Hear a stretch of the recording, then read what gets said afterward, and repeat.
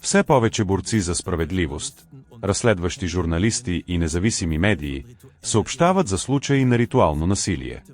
По света има стотици следователи, които са се заели с идентични разкази на оцелели и са намерили смелост да ги публикуват. През октомври 2025 година Клативи събра 1024 случая от известни канали и ги публикува на 68 езика. Програмата вече има 3 милиона гледания. Но потокът от свидетелства не спира. Все повече нови канали навлизат в публичното пространство.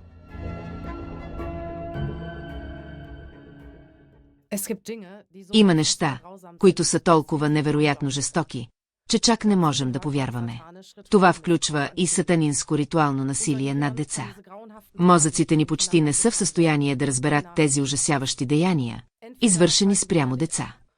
Ние или се изключваме вътрешно, или изтласкваме чутото далеч от себе си.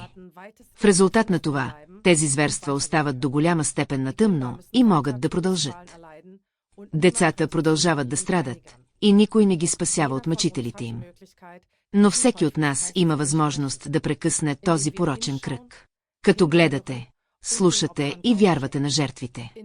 В тази програма двама оцелели от сатанинско ритуално насилие разказват за преживяванията си в сатанински култ. Историите показват особено ясно защо тези актове на насилие не се разкриват, камо ли да се съобщават. Първият случай е свързан с Ейми. Тя разказва за ужасяващите си преживявания в канала Crime Talk Podcast в YouTube. В този канал многократно се разглеждат темите за педофилски кръгове и сатанисти.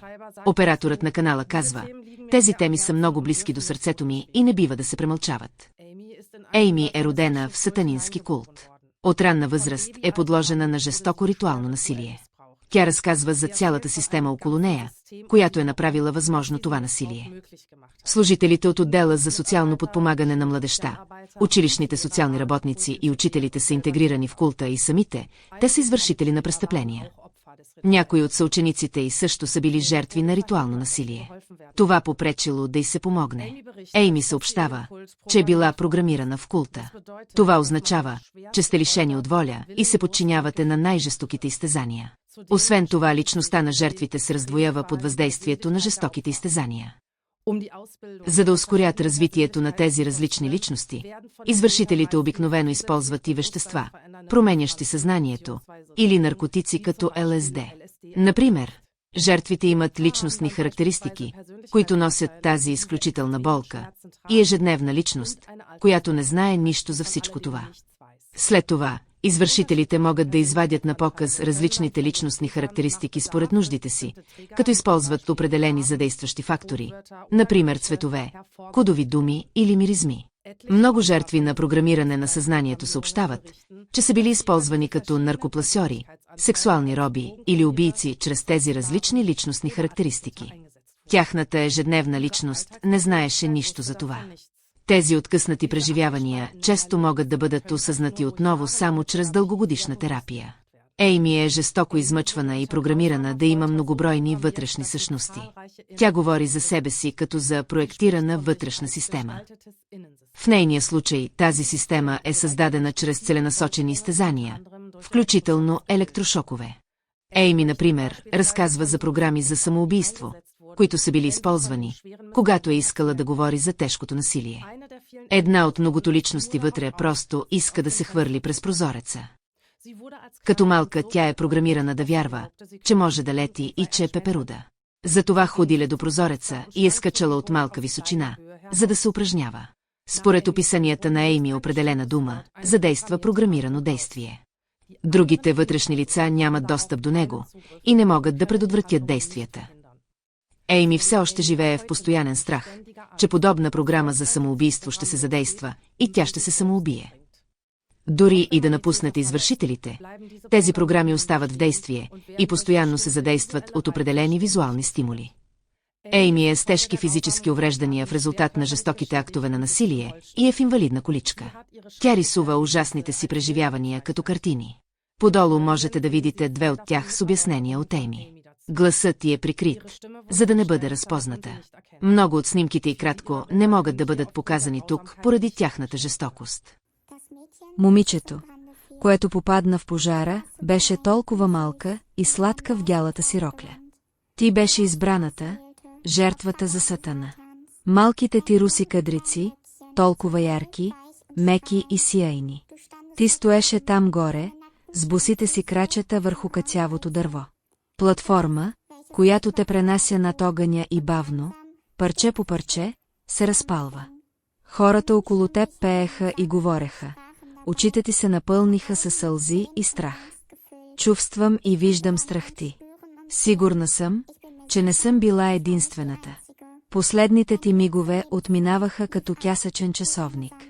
Секунда след секунда минаваха и всички продължаваха да пеят. Те се покланяха на едно адско същество и изпитваха голямо удоволствие от това. Пламъците бяха големи, постаментът се срути и ти, невинното същество, падна в пламъците заедно с него. Ние и вие, понякога носите черни дрехи, които стигат до краката ви, като намета лускачулка. Понякога носите гърваноподобни маски, а понякога сте напълно без тях. Вие не носите маски за защита или от страх да не покажете лицата си. Носите маска заради атмосферата. Дрехите ви няма да издържат дълго върху тялото ви, защото походта ви ще ви направи голи. Вие сте голи, както всички останали. Понякога са 20 души, понякога са 50. Но колкото и да са много хората, винаги е жестоко. Стоим там с белите си ризи и босите си, студени крака. Студено е и въпреки това се страхуваме от топлината. Не искаме топли крака. По-добре студени крака, отколкото наближава кият, топъл източник, който е съвсем близо. Горещината означава страдание. Червеният, движещ се светлинен източник означава смърт, смрад и писъци.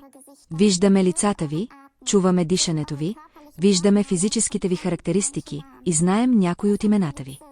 Ти си полицай, който се бори за доброто в обществото. И там държиш пистолета си в моята и в главите на други хора. Ти си съдия, и сам убиваш и измъчваш животни и хора. Ти си съсед, усмихваш се на всички, но през нощта се превръщаш в канибал. Вие сте всички в света. Вие всички живеете официален и таен живот. Обществото ви защитава. Такова насилие е лъжовно, казаха те. Познавам лицата и чертите ви. Виждала съм ви по света, в клиниката или на открито. Но без вярата на човечеството, всичките ми спомени няма да ме доведат до никъде. Всички многобройни места, толкова видими в света и същевременно толкова скрити за невежите очи. За мнозина те са красиви места за посещение през деня и истински ад през нощта. Не можете да отречете естеството на насилието. Истината е пред очите ви. Просто трябва да имаш смелостта да го приемеш. Друга жертва разказва подробно за преживяванията си в канала в YouTube Unbroken, Surviving Abbas. Желанието на оператора на канала Матиас е да се фокусира върху темата за сексуалното насилие над деца. Редовно интервюира жертви на сексуално и ритуално насилие. Целта е да се повиши обществената осведоменост по този въпрос и да се даде гласност на засегнатите. В ранното си детство Мия преживява тежко ритуално насилие от страна на доведения си баща. Води я на ритуални срещи, където децата са жестоко малтретирани. Тя разказва за тунелите под земята, където тя и други деца са били окувани във вериги. Спомня си и ритуали, при които лежи на каменна маса, а мъжете я намазват с кръв. При това призовават същества. В някои дни извършителите носеха качулки. Когато Мия говореше за това, хората я смятаха за луда. Когато я питат, защо мъжете са постъпили така, тя отговаря следното. Какъв е смисълът на подобно нещо? Имате ли обяснение за това? И така, какво правят там? Размазване на кръв, призоваване на същества. И така за какво? За сатаната. За техния владетел. За него са дошли да направят това. И те правят това, защото се нуждаят от тази чиста енергия от децата, която след това превръщат в страдание, като ги измъчват или изнасилват по някакъв начин. Това също е мъчение. И тази енергия на практика ги храни. Тя им е необходима, за да живеят. Мия разказва, че е трябвало да гледа как се убиват и ритуално се принасят жертва бебета. Често е била опоявана и измъчвана с електрически шокове. Мия съобщава, също като Ейми, че всички извършители са добре свързани. Тя разказва и за селски структури, в които учители, полицаи, служители на службата за подпомагане на младежта и дъра са свързани в мрежа и се прикриват взаимно. Тя повтаря няколко пъти, че извършителите буквално пируват със страданията на измъчваните деца и животни. Тя буквално казва, те живеят от страданието на другите, той им дава сила.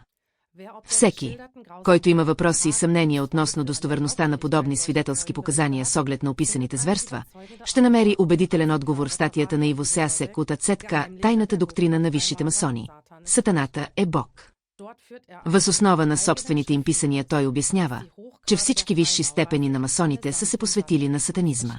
Кръвожадните жертвоприношения и крайните мъчения, които те причиняват на жертвите си, са техният начин да се поклонят на сатаната и да извлекат някаква енергия от зверствата. Затова докладите на Ейми, Мия и хиляди други гласове са само доказателство, че това учение и практика са реалност. Скъпи зрители, единственият начин да сложим край на тези машинации е като активно ги търсим и разкриваме. Все повече хора се заемат с тази кауза и дават гласност на оцелелите. Подобно на операторите на гореспоменатите канали, все повече независими медии се фокусират върху темата за ритуалното насилие. Подробен списък на тези канали ще намерите в надписите. Вие също можете да станете активни.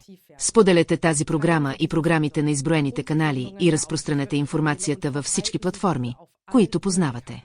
Ако и вие сте били жертва на ритуално насилие, бихме искали да ви насърчим да направите същото като Ейми и Мия и да излезете на светло. Колкото повече оцелели се осмеляват да предприемат тази стъпка, толкова по-малко тези престъпления могат да бъдат отричани или отхвърлени като изолирани случаи. Един от начините да популяризирате своя опит е платформата Vetopédia.org. Жертвите могат да документират своите преживявания в рубриката «Ритуално насилие». Моля, обърнете внимание на неотдавнашния зов за помощ от майката Ясмин Шмидт относно съдбата на сина и Константин. Невероятно е колко много хора са засегнати. Има толкова много и всеки ден се добавят нови.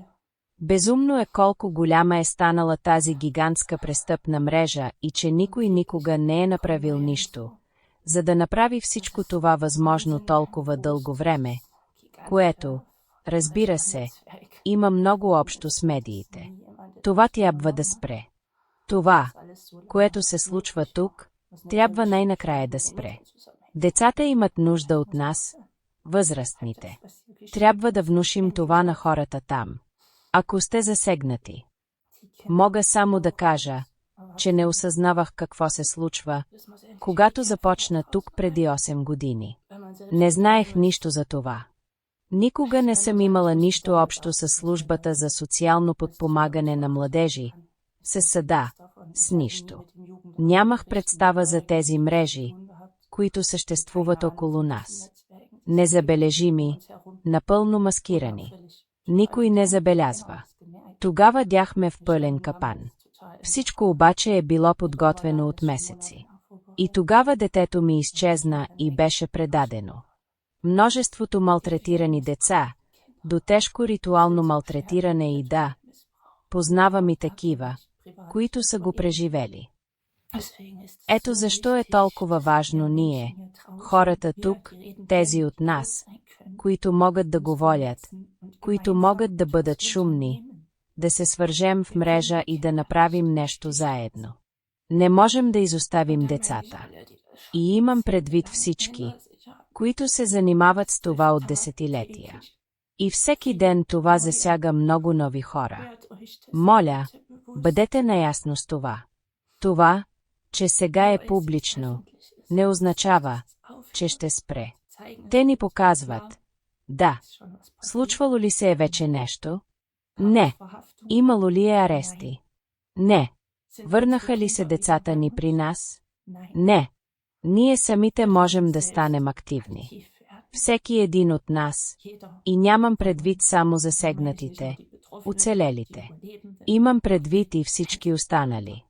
Можем да го направим само заедно. В края на краищата бъдещето е заложено на карта за всички нас. Тези деца са следващото поколение. Светът там вече е толкова разбит. Най-накрая трябва да се сложи край. Това трябва да спре.